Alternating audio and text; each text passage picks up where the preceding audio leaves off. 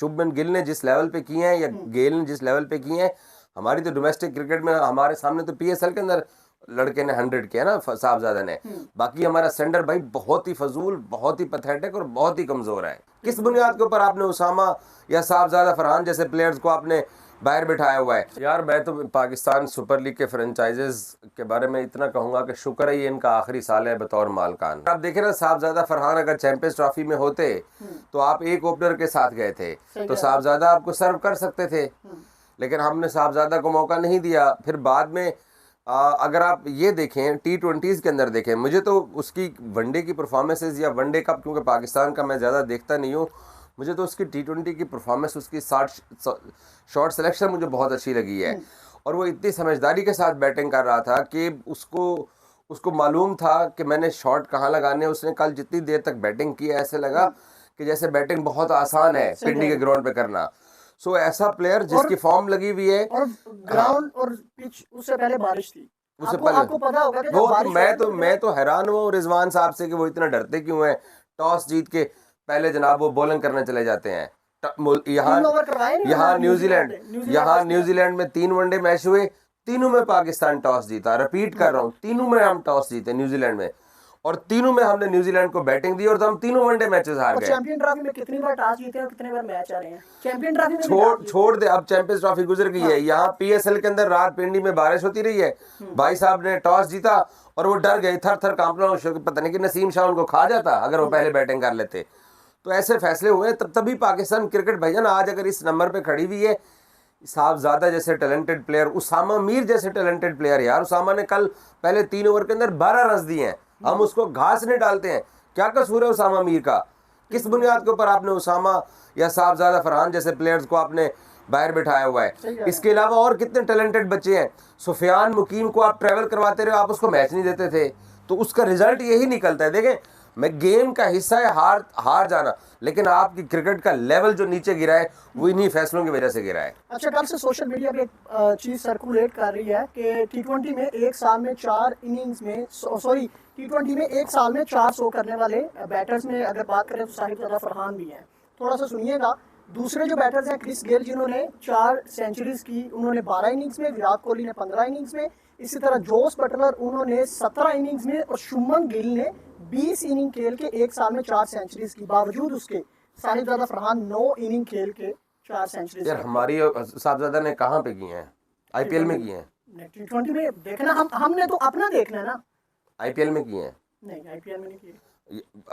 Buttler की तरह county cricket में किए हैं। हमारा स्टैंडर्ड भी तो देखना यार। सिर्फ हमारे यहाँ कंपैरेटिव क्रिकेट सिर्फ T20 ये है, पीएसएल है। बाकी अगर हमारे डोमेस्टिक क्रिकेट के अंदर कुछ हो रहा होता तो डोमेस्टिक के अंदर इतना बड़ा स्कोर करते हुए डांस कैसे करते हैं बाहर की विकेटों पे जाके? ये भी तो फर्क देखो ना। वो शुभमन गिल ने जिस लेवल पे किए हैं या गेल ने जिस लेवल पे किए हैं, हमारी तो डोमेस्टिक क्रिकेट में हमारे सामने तो पीएसएल के अंदर लड़के ने 100 किया ना, साहबजादा ने। बाकी हमारा सेंटर भाई बहुत ही फजूल, बहुत ही पैथेटिक और बहुत ही कमजोर है। मान ले प्लीज। चले मान लेते हैं, इजाज भाई की बात वैसे वैलिड है। चले मानते हैं। लास्ट सवाल, आप अभी तक पाकिस्तान सुपर लीग का टॉप स्कोरर अगर बात करें 184 रन अभी तक जब ये वीडियो रिकॉर्ड हो रही है, साहिबजादा फरहान है। क्या आपको लगता है कि इस बार पाकिस्तान क्रिकेट बोर्ड कंसीडर करेगा इस बंदे को? यार अब कैसे इग्नोर कर सकते हो आप एक ऐसा लड़का जो टैलेंटेड भी है। अब कोई नई साइंस ना आ जाए पाकिस्तान टीम सिलेक्शन कमेटी की कि हमारे पास फ़खर भी हैं, हमारे पास साइम भी हैं, हमारे पास सलमान अली आगा भी हैं, हमारे पास मोहम्मद हारिस भी हैं, हमारे पास फ़िलाम भी है, हमारे पास फ़िलाम भी है। तो बहाना अगर कोई बना है तो वो बना सकते हैं, क्योंकि इस मुल्क के अंदर कोई भी साइंस किसी वक्त भी लड़ाई जा सकती है। लेकिन साहबजादा डिजर्व करते हैं। बट साहबजादा, अब ये भी देखो ना, साहबजादा अगर ये क्लेम करता है कि वो ओपनिंग स्लॉट का है, तो फिर साइम और फखर का आपने फिर क्या करना है? अच्छा ठीक है, फिर आपने मोहम्मद हारिस का क्या करना है और हसन नवाज का क्या करना है? छोड़ देते हैं। लास्ट क्वेश्चन, जिन फ्रेंचाइजीज ने तमाम 6 फ्रेंचाइजीज की बात करते हैं जिसमें इस्लामाबाद यूनाइटेड भी शामिल है, साहिबजादा फरहान ने डोमेस्टिक नेशनल T20 में परफॉर्मेंसेस दी थी, लेकिन बावजूद उसके किसी फ्रेंचाइज ने उनको सिलेक्ट नहीं किया था। लास्ट चांस पे, लास्ट मौके पे इस्लामाबाद यूनाइटेड ने लिया। इन तमाम फ्रेंचाइजीज को थोड़ा सा क्या पैगाम देना चाहेंगे, जिसमें लाहौर है, जिनकी जानब से पिछली बार वो सेकंड टॉप स्कोरर थे? यार मैं तो पाकिस्तान सुपर लीग के फ्रेंचाइजेस के बारे में इतना कहूँगा कि शुक्र है ये इनका आखिरी साल है बतौर मालकान, क्योंकि 10 साल का मुआहदा था। अब पीसीबी के पास जा रहे हैं और अभी तो खैर वो खुश हैं, अंदर से क्लेम यही कर रहे हैं कि हम मालिक बन जाएंगे वापस, क्योंकि उनका पहला राइट तो नहीं का रिफ्यूज़ल का। तो देखिए इन फ्रेंचाइजेज की हालत ये है कि आप साहबजादा की बात करते हो, मैं आपको अब क्या बोलूँ, क्या निकालना है हमने बाबे डेविड विली से, क्या हमने निकालना है क्रिस जॉर्डन से, क्रिस जॉर्डन का। ठीक है। रात भी हसनैन को सिर्फ 2 ओवर दिए गए हैं, उनको पहले 2 मैचेस हसनैन को दिए नहीं गए हैं। धानी में से अब तक कहाँ है, नजर ही नहीं आ रहा।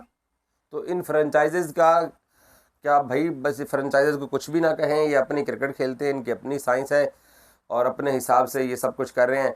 हैदर अली को आज मौका दिया गया, रात मौका दिया, इफ्तिखार चाचा को रात मौका दिया गया, पहले 2-2 3-3 मैचेस तो उनको समझते कुछ नहीं है। तो बेचारा साहबजादा जिसकी कोई लॉबी नहीं है, कोई मीडिया वाला उसके लिए बात नहीं करता, उसके लिए कोई ट्वीट नहीं होती है, उसके लिए कोई प्रोग्राम नहीं होता, कोई सिकंदर बख्श साहब बैठ कर कोई लॉबी नहीं करते या कोई गुस्सा नहीं करते हैं, ना कोई अहमद शहजाद बात करता है। तो बेचारा अपनी परफॉर्मेंसेस की बुनियाद के ऊपर, जैसे डोमेस्टिक क्रिकेट के अंदर फवाद आलम कई हज़ार रन करके वापस अपनी क्रिकेट में आता था, तो इस असल साहबजादा में भी वही ये जो करेक्टर हमारे है। सीनियर्स हैं ना, ये बड़ा गंदा चल रहे हैं। कल रमीज राजा पता क्या कमेंट्री में कह रहे थे कि साहिबजादा का टेम्परामेंट अच्छा है, लेकिन इसको टेक्निकल अभी भी काम करने की जरूरत है। तो राजा को लगता होगा, तो राजा ने बोला है, वो चेयरमैन पीसीबी रहा है, वो पाकिस्तान का साबिक कप्तान रहा है, वो पिछले 40 साल से क्रिकेट कमेंट्री कर रहा है, 15 साल वो खेला है, वो मेरी तरह नहीं होगा, तेरी तरह। उसको लगा होगा तो उसने बोला होगा, ऐसे भी नहीं एक बोलता। बंदा जो पिछले 4 साल से डोमेस्टिक में आपकी जो सबसे बड़ी लीग तो है, राजा की देखने वाली आंख रमीज राजा पाकिस्तान के उन वाहिद क्रिकेटर है, रमीज राजा, जो अपने बाद आने वाले जूनियर को या छोटे को कमतर नहीं समझता। बाकी कोई मुझे पाकिस्तान का एक क्रिकेटर उठा के दिखा ले जिसने आजकल के ईरा के लड़कों को कभी स्टार समझाओ या कभी उनकी कोई तारीफ की हो। सिर्फ रमीज वाहिद बंदा है जिसको ये सेंस है कि ये गेम है, इसको हर ईरा के अंदर जिन लोगों ने खेलना है वो उस जमाने के स्टार हैं। बाकी किसी पाकिस्तान के, शोएब अख्तर की क्या हिम्मत है कि वो आज के किसी प्लेयर को स्टार कह सकता है? वो कहेगा मैं ही पैदा हुआ इस मुल्क के अंदर, मेरे बाद कोई पैदा नहीं हुआ। हाँ, ये राजा को लगा होगा बरा, लेकिन वो अपनी परफॉर्मेंस से तो प्रूव कर रहा है तमाम चीज़ों को। Thank you.